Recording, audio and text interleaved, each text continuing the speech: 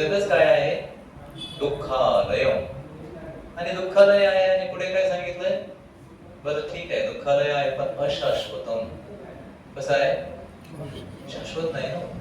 कोणत्या क्षणाला म्हणले तुकाराम महाराज म्हणजे क्षणोक्षणी असे करावा विचार, म्हणजे क्षणभर काही सांगता येत नाही. अशाश्वत शब्द जो वापरला, बऱ्याच वेळा आपल्याला काय वाटतं, बऱ्याच वेळा व्यक्तीला वाटतं अरे भक्ती काय आता करण्याचा विषय आहे काय? बघू जेव्हा डोळे राहणार नाही, जेव्हा दात पडून जातील, म्हातारे वगैरे. आमचा एक भक्त नेहमी विनोद, त्याचा प्रवचन तो विषय सांगायचा मला, त्याचा तो कुठे पण गेला तर सांगायचा.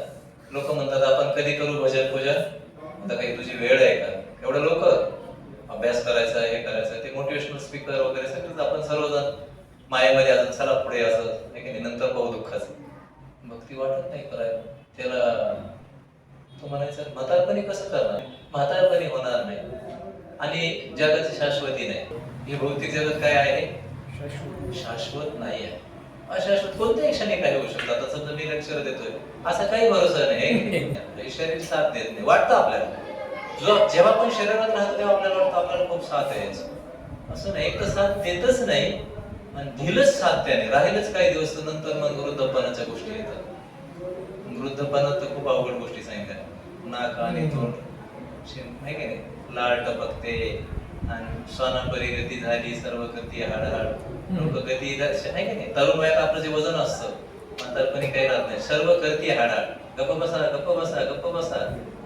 कुत्र्याला जसं पळून लावतात तसं काही माणसं तर पळून लावतात घरातून म्हातारे माणसाला. वृद्धाश्रम का खोलले? घरात जागा नाही. हा भौतिक जगाचा नियम आहे, माझा तुमचा नाही. भौतिक मायेचा तो नियम आहे. मायादेवी कृती कार्य आहे. मायादेवी शुद्ध स्वरूपामध्ये आहे. पार्वती किंवा दुर्गा माता या भौतिक जगताला दुर्ग म्हटलंय. दुर्ग म्हणजे प्रिझन हाऊस. प्रिझन काय म्हणून? जेल. जेल हे सगळं जेल आहे आणि याची जेलर कोण आहे? दुर्गा.